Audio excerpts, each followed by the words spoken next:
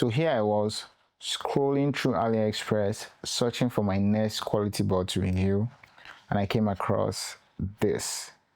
Costs just about $5 with over 5,000 units sold. Must be doing something right? I was curious, placed an order, got them delivered, and I've had them for the last week or so.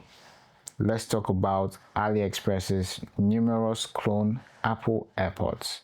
Obviously, they don't try to outrightly put the Apple name tag on this. The only giveaway is the Air Pro in the name, but from a mile out, you can see that these were intentionally built and marketed to cosplay an Apple AirPod Pro. Unfortunately, just from the feel of it, you can tell it's a dud. It's light, it's finicky, the details are off, and the materials used feel cheap. I know practically all TWS earbuds are made of plastic, but I've never really had a bud that felt this plastic in hand. Let's bring up an actual Apple AirPods Pro so I can show you how wide the disparity in build quality is. Look at this detail here. Supposedly it's a cover for the surround speakers. Tacky on this compared to the original Apple AirPods. Then check out the contacts for charging. See how they look compared to the original stuff? Panels on the board seem to be unmatched as well. All this to say, if you plan on getting this in hopes that you'd fool anyone or yourself into believing they're actual Apple AirPods, you're essentially wasting your time. Even to the untrained eye, these don't look remotely close to the real deal. Now, as a $5 board anyway, I would say the build quality is decent.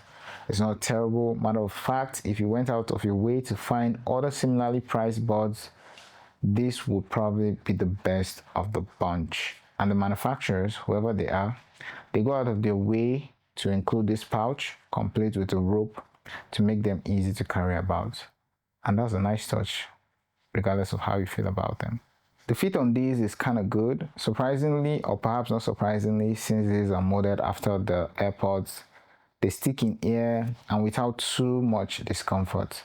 Used this while I was on and about indoors as well as outdoors while I was walking, and they felt like a secure fit all the time. They're comfortable too, and again, not a surprise considering these weigh a meager 3.3 grams. That's officially the lightest TWS earbud I've tested, and about 2.3 grams lighter than the original stuff.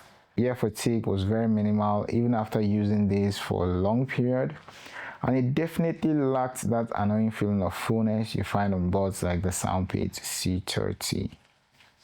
These boards are not aiming to win any best budget TWS earbuds battle, just trying to be an incredibly cheap Apple AirPods knockoff. So expectedly, they don't come with the bells and whistles you would expect from a budget TWS earbud challenger. I can also tell you that they don't come with half the stuff you find on the original AirPods. What you do get is Bluetooth 5.3, touch controls, that's basically it. No ANC, no fast pair tech, no IP rating, no support for high bitrate audio codecs, also no audio app, I should add. Let's talk about the touch controls. The touch controls on this is quite simply the worst I've seen so far. You have to touch this very specific area of the buds to get any sort of registration. And even when you do, it doesn't register more than half the time. Pretty much didn't bother with using it for the while I had them on for testing. Now, sound quality. I don't even know what I was thinking going on to test the sound quality on these. These are arguably the worst sounding buds I've tested in a while. The soundstage is so unbalanced and in a weird way because mids take precedence over pretty much everything else, as opposed to the usual issue of bass just suppressing everything else. My main beef with these, however, is the detail and clarity of the mids and trebles. It's downright atrocious. Vocals comes off as if you're in a tunnel or something, very muddy and extremely hollowed out, with an overhanging hum that's present at all volume levels. It literally turns the joy of listening to music into an actual chore. Every minute with these in-ear was, in literal terms, pure torture. If you move past the atrocious mids and trebles, you're greeted with the most supreme bass I've ever had the opportunity of experiencing. Like the trebles, it feels hollowed out, and again in a weird way, because you can feel the oomph in some cases, but it's an oomph that feels like all brown without any refinement or control. Surround sound was poor, maybe not as bad as other aspects of the listening experience, but still not up to the mark as was the overall quality of the sound profile. There's a lot of muffling up in between the mids and the trebles that's very much accentuated by the brash bass output. Not the bus to get if you want to have even a semblance of a good music listening experience. I feel like the only place where these buds get a pass mark is with the core quality. That's and maybe the price and the price, yeah. Core quality was quite good, even comparable to what you get on top buds like the Q2ML Bus N70 and the CMA Bus Pro 2. It did a great job of isolating my voice from the background in numerous settings, including those where background noise was plentiful. So I'm outdoors with my cheap Chinese earbuds, and we're gonna be doing a quick mic test. So mic test 1 2 1 2, ABCD, EFGH, whatever, however. I just hope the bots actually pick all of that because I don't trust them. But anyways, There's a little bit of wind going on and about, some birds chirping. that's pretty much all we get from background noise today. But what do you guys think? How do these sound if the bots are picking them up? Let me know in the comments. On a full charge, this will go 2 to 3 hours if you're actively listening to music.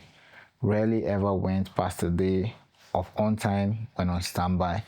Not so good numbers considering bots like the Sound PC30 can do up to 7 hours of active listening time, but then again, those cost times 5 the price of this.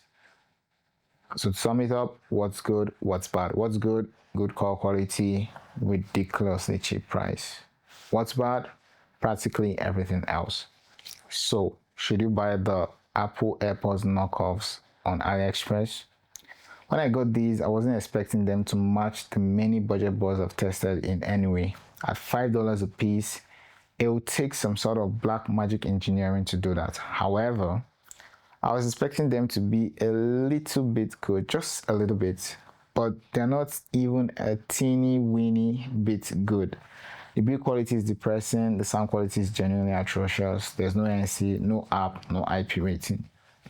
The only reason anyone should buy this is if they want to use them as props for actual AirPods in a movie or something. Like, there's no need.